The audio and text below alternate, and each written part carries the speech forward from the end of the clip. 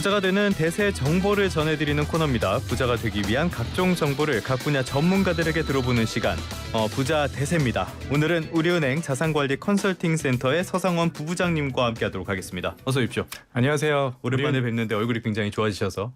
네, 그렇게 보이시나요? 원래 좋아하셨던 건지 모르겠지만 아무튼 네네. 오늘 그 본격적인 이야기 들어가기 앞서서요. 네네. 오늘 코리아 밸류업 지수라는 걸 공개한다고 하잖아요. 네네네. 이게 뭡니까? 네, 오늘 장 네. 마감 후에 이제 공시가 될 예정인데요. 지난 2월에 이제 정부에서 이제 금융당국에서 발표한 이제 기업 밸류업 프로그램이 네네. 있었는데 그 밸류업 프로그램 일환이 이제 해당 기업에 대한 세제 지원도 하고 그 관련된 이제 좀 공인된 지수를 네. 개발한다고 발표했었는데 이제 그 지수가 오늘 발표되는 것 같습니다. 그러니까 뭐 코스피, 코스닥 말고 막 수많은 지수들 가운데 하나 또 생긴다 이렇게 그렇죠, 보면 그렇죠. 되는 거죠. 네네. 그렇다면 이게 뭐 사실 그렇게 큰 영향은 없을 것 같은데 시장에 뭐 영향이 있을까요? 아무래도 이제 고질적으로 국내 증시가 좀 관심도 좀 덜 받고 네. 그동안 꽤 이제 저평가돼 있다라는 얘기들이 계속 있었는데 이제 이런 것 개선하기 위해서 정부가 이제 기업 가치도 제고하고 더불어 이제 증시도 좀 부양하고 네. 그래서 이제 한국 증시 저평가 문제를 좀 해소하기 위해서 이제 지수를 개발하는데 이제 많은 분들이 그래도 이제 지수 편입에 따라서 이제 자금 유입 효과는 좀 기대해 볼 수 있을 것 같습니다. 알겠습니다. 일단은 유입 효과 정도는 기대할 수 있겠다라는 말씀까지 나눠보고요. 자, 미국으로 가보도록 하겠습니다. 네. 미국 대선이 정말 얼마 안 남았어요. 네, 이제 정말 한참 남은 줄 알았는데 정말 코앞에 말씀하신 것처럼 다가왔습니다. 그 주식시장 흐름을 보면은 선거 결과를 알 수 있는 거 아니냐 이런 이야기들을 우리나 뭐 미국이나 많이 하잖아요. 그렇죠. 이거 뭐 신빙성이 있는 이야기입니까? 이제 대선을 이야기할 때 이제 많은 분들이 이제 발표되는 여론조사 결과들을 주로 예. 이제 많이 보고 누가 우세냐, 예. 누가 열세냐 이런 거 보시는데 사실 미국은 이제 자본주의 국가다 보니 사실은 선거 결과, 여론조사 결과보다 주식 시장을 조금 들여다보면 예. 좀 결과가 오히려 더 잘 맞는 경우가 많았어요. 그 주식시장 흐름 살펴보면 저희가 이제 그 미 투자 전문기가 이제 CFRA 분석 모델을 살펴보면은 예. 대선이 보통 이제 11월 첫째 주에 있는데 그 대선 직전 3개월 그러니까 7월 말부터 10월 말 요때 한 3개월 지수 그러니까 미국 대표 지수 S&P 지수인데요. S&P 500 지수를 살펴보면 그때 이제 지수가 단 1%, 0.1%로 상승을 했으면 네. 여지없이 집권당이 승리를 했었고 그 반대로 이제 하락세였으면 여지없이도 정권이 교체가 네. 됐었어요. 이 결과가 이제 1944년부터 2020년까지 미국 대선이 한 20번 정도 있었는데 그 결과 중 17번 결과랑 일치했으니까 꽤 적중도가 높았고요. 그 특히 84년 이후 선거 결과는 모두 일치했습니다. 지금 S&P 500이 잘 오르고 있으니까 네네네. 이런 것들도 좀 시사한 점이 있겠네요. 있을 수 있죠. 반대로 트럼프의 미디어 그룹 이런 주가는 굉장히 좀 상태니까 뭐 가능성을 얘기해 준 것 같긴 한데 뭐 그 상황을 좀 보긴 봐야 될 것 같습니다. 대선이 있던 해에는 주식시장이 전반적으로 흐름이 괜찮았다고 하는데 이건 역사적으로 검증이 돼 있는 건가요? 근데 뭐 대선이 있던 해 없던 해 저희가 이제 결과를 돌아보면 대선 이전보다 대선이 끝나고 나서 주가 흐름이 상당히 좋았는데요. 이 결과를 우리가 좀 주목해 볼 필요가 네. 있을 것 같고요. 2004년 이후 미국이 이제 5번의 대선을 보면 그 이후 3개월 수익률이 이전 3개월 수익률보다 훨씬 좋았는데 이건 미 증시만 그런 것이 아니라 우리나라 코스피 지수도 마찬가지 흐름을 보였어요. 예. 아마도 이제 대선을 앞둔 시기는 아무래도 불확실성이 좀 확대되는 시기라 그때는 좀 주가가 좀 부진했지만 대선도 끝나고 연말 연초로 가면서는 이제 부양 효과가 좀 있기 때문에 증시가 좀 개선되지 않았나 이런 결과로 보여집니다. 많은 거시적인 변화들이 이렇게 주가에 영향을 미치는 것 같은데 아무래도 금융권에 계시는 분들은 미국 대선에 굉장히 관심을 많이 가지시고 그렇죠. 그럴 수밖에 없을 것 같아요. 부부장님 보시기에는 이번 대선 지금 상황이 어떻게 진행되고 있는 걸로 보십니까?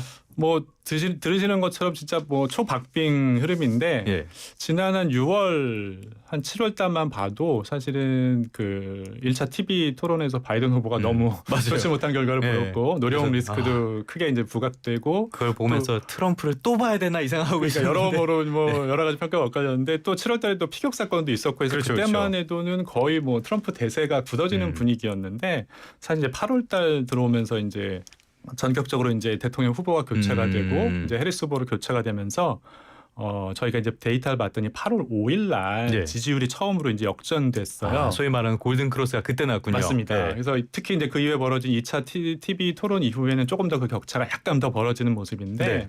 물론 최근 이제 여러 가지 여론조사가 계속 발표되고 있는데 뭐 박빙 결과도 나오고 해리스 후보가 약간 우세한 결과도 나오고 있는데요.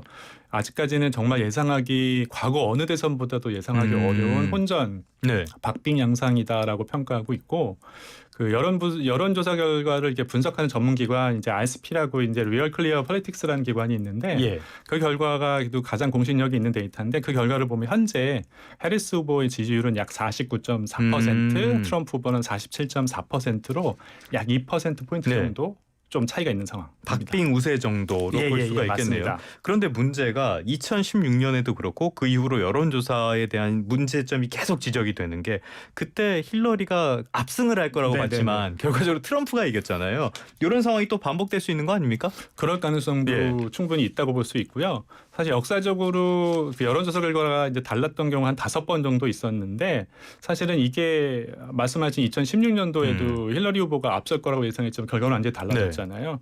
사실 이게 이제 미국 대선의 좀 특성 때문에 그렇죠. 그래서 우리나라랑은 좀 다른 방식, 그러니까 이게 간접 선거의 방식인데 네네네. 우리나라는 사실 여론조사 결과가 실제 결과와 물론 차이도 있을 수 있지만 뭐 그래도 대체로 요즘엔 네. 상당히 이제 일치하는 경우가 상당히 많은데 미국은 좀 그렇지 못한 경우도 있는데 이게 왜 그러냐면 잘 알고 계신 것처럼 미국은 투표를 한 번에 끝내지 않고 네. 1차, 2차로 나눠서 하죠. 그래서 국민들은 이제 1차 투표를 통해서 선거인단을 뽑고 거기서 뽑힌 선거인단들이 다시 네. 2차 투표를 통해서 이제 대통령을 최종 맞아요. 뽑는. 우리나라 해방 직후랑 비슷해요. 네. 맞습니다. 과거에 우리가 저희 그랬던 적이 있었는데요. 이런 약간의 복합 형태를 취하고 있기 때문에 사실 이 결과가 좀 달라질 수가 있습니다. 결국은 전체 득표수에서는 앞섰지만 선거인단 확보에서 좀 뒤처져서 선거 결과에 지는 경우가 역사적으로 한 5번 정도 네. 있었습니다.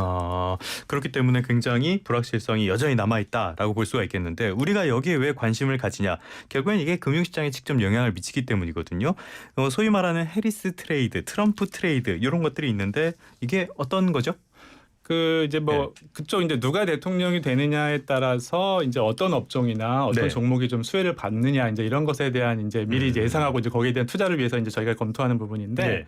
만약에 이제 해리스 후보가 지금 약간 앞서고 있는데 만약에 혹시 당선이 된다면 현재 아마 바이든 대통령의 정책이 대부분 유지될 것으로 보여서 아마 정책 불확실성은 좀 크지 않을 것이다라고 보여지는데요. 네.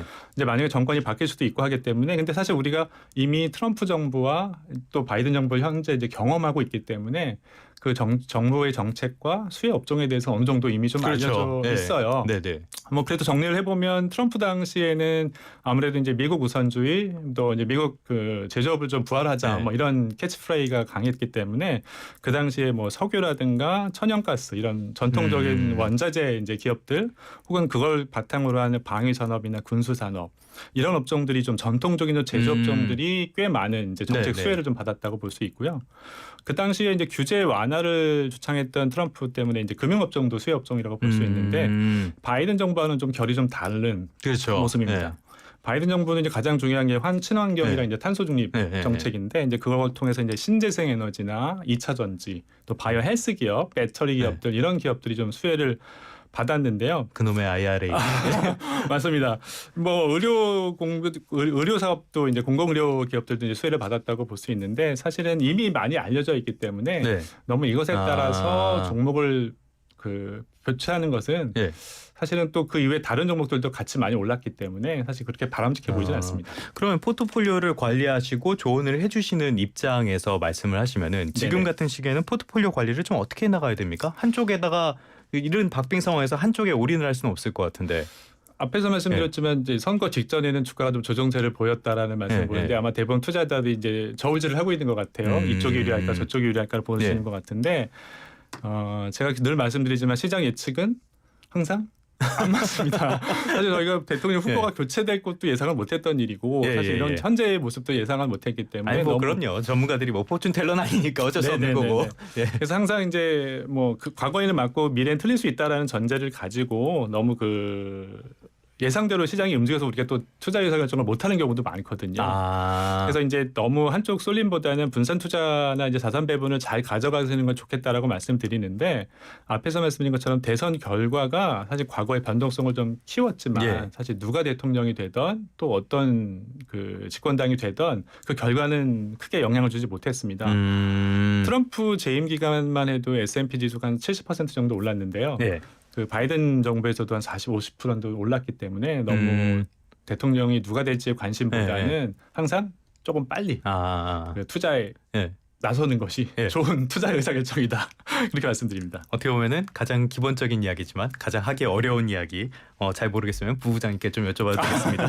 예, 지금까지 우리은행 자산관리 컨설팅 센터의 서상원 부부장님과 함께 미국 대선이 미칠 영향들 짚어봤습니다. 오늘 말씀 고맙습니다. 감사합니다.